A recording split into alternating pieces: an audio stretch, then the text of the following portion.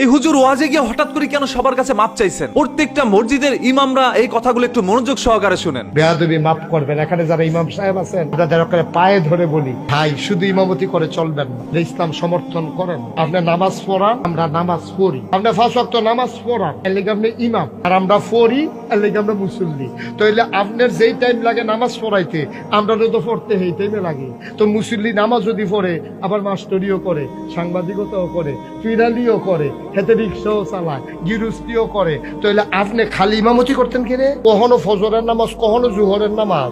ভাইদের টাইমটা আপনি কিতা করেন? ভাইদের টাইমটা আপনি কিতা করেন? সুহিদি আসা থাকেন, জানালা খুললা দাওয়াত আইনি।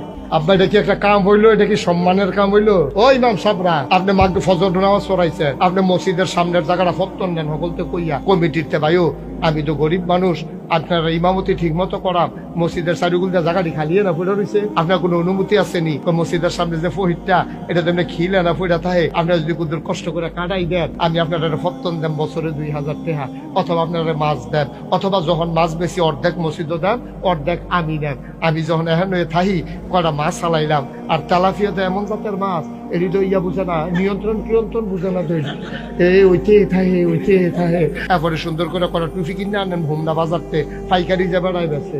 আপনি হুজরার ভিতরে নামাজের পরে দরজা জানালি খুললা দিয়া আপনি একদিন ঘোষণা দিয়ে দিয়েছেন, ওইও আপনারা হোমনা টুফি কিনতে যাওয়ার লাগতো না, আমার কাছে টুফি আছে, 5 টাকা বাড়াই দিলে সারবো, আমিও গরিব মানুষ চললাম, আপনারাও ঘরের দুয়ারও টুফি খাইয়া লাইলেন, আবার ভালো আতর আনছি আমি হাঁটতে গিয়া, আপনারা আমার তা আতরও নিতেন পারবেন, সুরমা কাজল এটি আপনারা নিতেন পারবেন, মেসোয়াক কিনতে পারবেন, যেই মেসোয়াক সুন্নত। তাহলে ইমাম সাহেব যদি মাসে বেতন পায় 10,000, দেইরা কামাই যদি দেওয়া হয় 10,000, তো এবার দাওয়াতের ফেলছে তখন লাগে না? তো এলে তো ইয়ার সভাপতি আর হুমকি দিতে পারে না। তো এলে তো এবারে স্বাধীনভাবে কেউ রিজে গিয়া এবারে আর রাত ফাতন লাগতো না, এবারে মার্শাল্লাহ আগে আসি রাত এইরকম, ওহন ইমাম সাহেবের রাত হয়েছে এইরকম, ঠিক কিনা?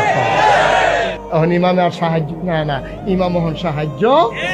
আসলে হুজুর এখানে খুব সুন্দর করে বিষয়গুলো উপস্থাপনা করেছে, যে কথাগুলো আমার কাছে ভালো লেগেছে, যার কারণে আজকে এই ভিডিওটি বানালাম। আসলে হুজুর যে কথাগুলো বলেছে, এখানে একজন ইমামকে কিন্তু সম্মান করেই বলেছেন, এবং এই সকল ইমামদের নিয়ে কথা বলার আগে কিন্তু হুজুর মাপ চেয়েও নিয়েছেন। তিনি বলেছেন, আপনারা একটা বেতনের উপরে নির্ভর করে সারাদিন শুধু নামাজই পড়ায় যাচ্ছেন, তবে আপনারা কিন্তু ফ্রি টাইম, অবসর সময়ে অন্যান্য কাজও করতে পারতেন। যেরকম একজন মুসল্লি সব কাজ শেষ করেও কিন্তু 5 ওয়াক্ত নামাজ আদায় করতেছে, সেরকম ভাবে আপনি 5 ওয়াক্ত নামাজ পড়াতে গিয়ে অন্য কোনো কাজই করছেন না, আপনি একটা কাজের উপরে নির্ভরশীল আছেন, যার কারণে আপনাদের পরিবারের মধ্যে অভাব অনটন লেগেই থাকে। একজন ইমামের বেতন ধরেন 10-15 হাজার টাকায় তিনি পায়, সর্বোচ্চ 20,000 টাকা অনেক জায়গায় পায়, ম্যাক্সিমাম জায়গাগুলোতে 10-এর নিচে অনেকে পায়। তাহলে সেটা দিয়ে তাদের পরিবার কিভাবে চলবে? একজন মুসল্লি সারা দিন কষ্ট করে রোদে পুড়ে তারপর কাজ কাম করে এসে আবার 5 ওয়াক্ত নামাজ আদায় করছে হুজুরের পিছে দাঁড়িয়ে, অথচ হুজুর 5 ওয়াক্ত নামাজ পড়াচ্ছে, অন্যান্য সময় শুধু ঘুমিয়ে বেড়াচ্ছে। এই কথাগুলো এখানে তিনি তুলে ধরার চেষ্টা করেছেন। আসলে কথাগুলোর মধ্যে যুক্তি আছে। আপনাদের কাছে কি মনে হয়? যদি যুক্তি থেকে থাকে অবশ্যই ভিডিওটি শেয়ার করে দিবেন, যাতে করে প্রত্যেকটা ইমাম এই বিষয়টি জানতে পারে। আসলে ভাই, হুজুরদের নিয়ে কথা বলতে এখন ভয় লাগে। আমি তাদেরকে নিয়ে কোনো ধরনের মতামত দিতে চাই না। এখন তাদেরকে নিয়ে কথা বলতে গেলে দেখা যায় সাধারণ জনগণ ক্ষিপ্ত হয়ে যায়, অথচ সাধারণ জনগণ জানেই না কি নিয়ে কথা বল। তারা শুধু ভিডিওটা দেখে, কিছু বুঝুক আর না বুঝুক বাজে মন্তব্য করে চলে যায়। তবে যারা হুজুর আছে তারা কিন্তু ঠিকই সাপোর্ট করে যাচ্ছে। তাই কথা আছে না, অল্প বিদ্যা